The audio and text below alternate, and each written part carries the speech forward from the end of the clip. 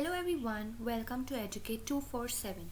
This is the fourth lecture on MCQ revision series and the topic for today is the movement of working class and development of Indian press.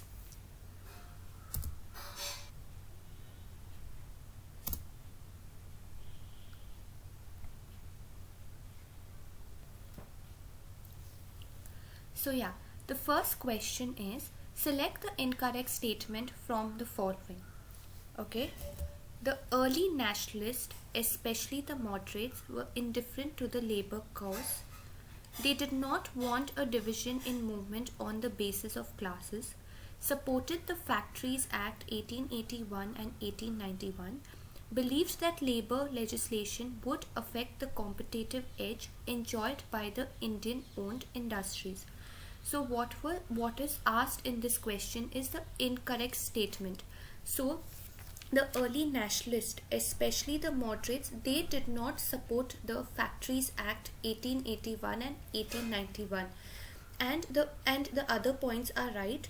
Thus, the early attempts to improve the economic condition of workers were in the nature of philanthropic efforts which were isolated, sporadic, and aimed at specific local grievances. So you saw that they were indifferent to the labor's cause. They did not want a division in the movement. They did not support the Factories Act. So there was no wholehearted thing that that changes had to be brought. It was isolated, sporadic, and philanthropic. And you saw that the Indian working class suffered from the same kind of exploitation witnessed during the industrialization of Europe and the rest of the world. Low wages, late working hours, unhygienic, hazardous working condition. But there was one more extra thing in the Indian working class movement, was that they had to face two things. First of all was the imperialistic political rule and the economic exploitation at the hands of both foreign and native classes. Under these circumstances, the Indian working class movement became intertwined with the political struggle for national emancipation.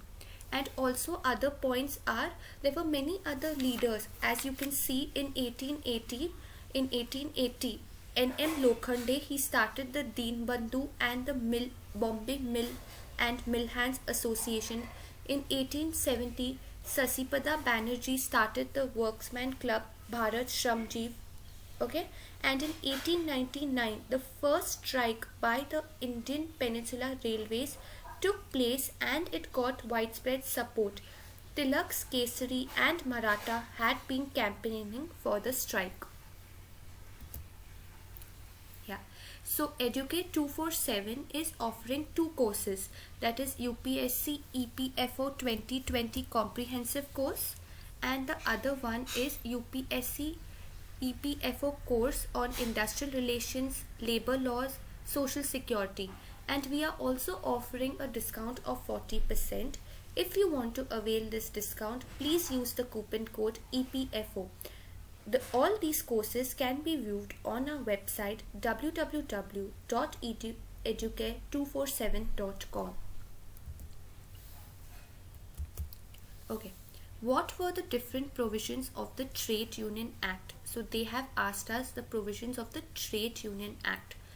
First is recognize trade unions as legal associations, laid down conditions for registration and regulation of trade union activity, secured immunity both civil and criminal for trade unions from prosecution for legitimate activities, but the fourth put some restrictions on political activities. So they have asked us which were the provisions of the Trade Union Act. It was all of the above. Trade Unions Act 1926, they recognized the trade union, and they also provided various conditions for the registration and regulations of the trade. There was one more act which was passed, that was the Trade Dispute Act. We need to know the provisions of that act too. It was Trade Disputes Act 1929. What did this act do? It said that you have to appoint courts, and courts, consultation boards, like they told that you should appoint courts, consultation boards for settling industrial disputes. So the Trade Dispute Act, because of the growing strength of the trade union movement, the government resorted to one more act, that is the Trade Disputes Act. In that, you said you have to appoint boards, courts for settling industrial disputes. They also said that they made illegal the strikes in public utility services, in like ports, railways, water, and they said, and the act said that to go on strike, an advance notice of 1 month to be given to the administration. And the third point is they forbade trade union activity of coercive and purely political nature and sympathetic strikes. So which were the two acts we saw? 1928 Trade Union Act and 1926 Trade Union Act and 1929 Trade Disputes Act. We got to know the provisions of both the act. Trade Unions Act provided for registration, recognized trade unions, gave immunity, and Trade Dispute Act for settling the disputes, appointment of boards, setting up courts, okay, and said that it made strikes illegal, and also to give 1 month advance notice if you are going on a strike. Okay, who was the first president of the All India Trade Union Congress? Is it Lala Lajpat Rai, Jawaharlal Nehru, Diwan Chemanlal, or Vallabhbhai Patel? So they have asked us who is the first president. It's a very important question. Who is the first president of the All India Trade Union Congress? The answer is Lala Lajpat Rai. So when was the All India Trade Union Congress formed? It was formed in the year 1920. Okay, which session welcomed the formation of the All India Trade Union Congress? The Gaya session. Okay, you need to know this. Gaya session of 1922 welcomed the formation of All India Trade Union Congress. Who was the first secretary of All India Trade Union Congress? It was Diwan Chemanlal. He was the first secretary, and the first president is Lala Lajpat Rai. And who presided over the third and the fourth session of the All India Trade? It was C.R. Das who presided over the third and the fourth session of the All India Trade Union Congress. Also, the Gandhian philosophy of non-violence, trusteeship, class collaboration had a great influence on the movement. So the Gandhi also helped in the organization of the Ahmedabad Textile Labor Association. One more association, which is the Ahmedabad Textile Labor Association. Gandhiji helped to also organize this association. So I have collaborated two chapters. One is the movement of the working class and the other is development of press. So let us see some important questions from development of press 2. Okay, who amongst the following passed the Vernacular Press Act? So you know that the Vernacular Press Act was one of the most terrific acts. It was also known as the Gauging Act. Who passed it is the question. Lord Lytton. Okay, the options are Lord Lytton, Lord Curzon, Lord Metcalfe, or Lord Ripon. So the answer to this question is Lord Lytton passed the Vernacular Press Act of 1878. What are the provisions of this act? It said that the district magistrate was empowered to call upon the printer and publisher of any vernacular newspaper to enter into a bond with the government undertaking not to cause dissatisfaction against the government, and the printer and publisher, they had to also give a security deposit which could be forfeited if the regulations were contravened, and the press equipment could be seized. So the owner of the printer or the publisher, they had to enter into a bond that they will not give any seditious writing, and if they contravened, they also had to forfeit their equipment. they also had to give us security, and moreover this act was applicable only to the vernacular newspapers. Okay, only to the vernacular newspapers. It was not applicable to the, like, it was a discriminatory act, discrimination between the English and the vernaculars, and there was no right to appeal. So that was English papers, it was not applicable.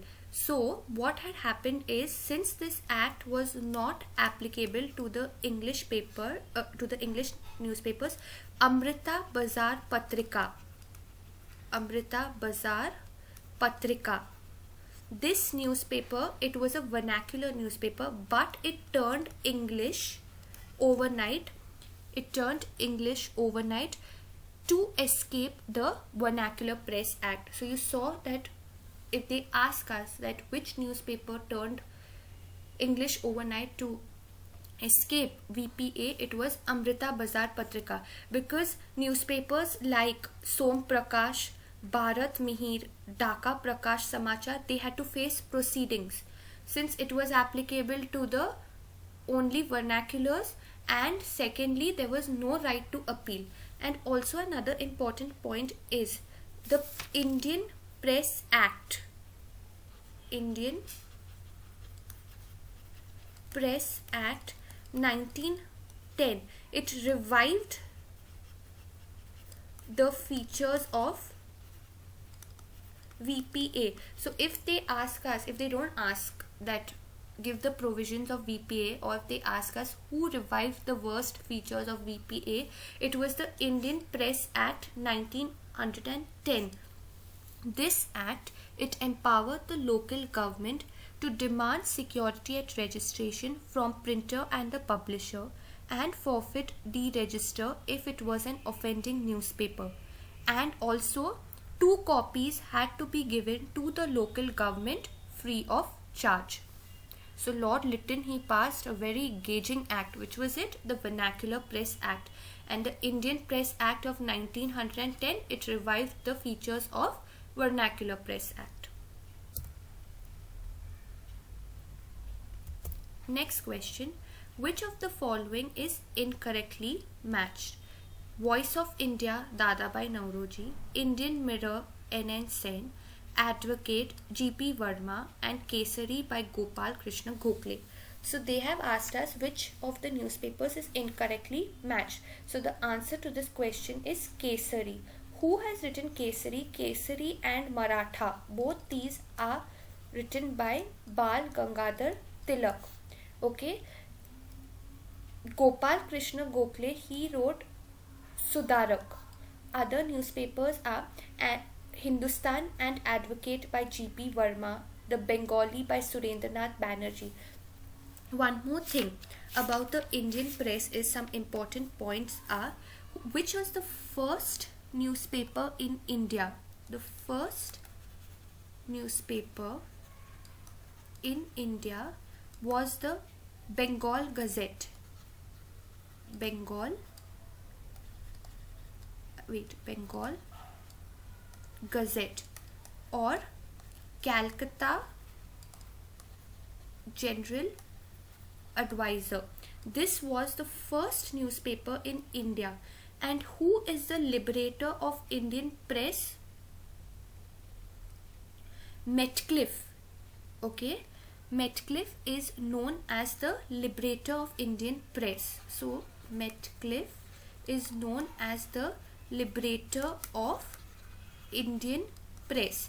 And the first newspaper I told you is the Calcutta General Advisor. Liberator is Metcalfe. And one more point which needs to be noted is the first Indian journalist who was jailed was Surendranath Banerjee. Thank you and happy learning.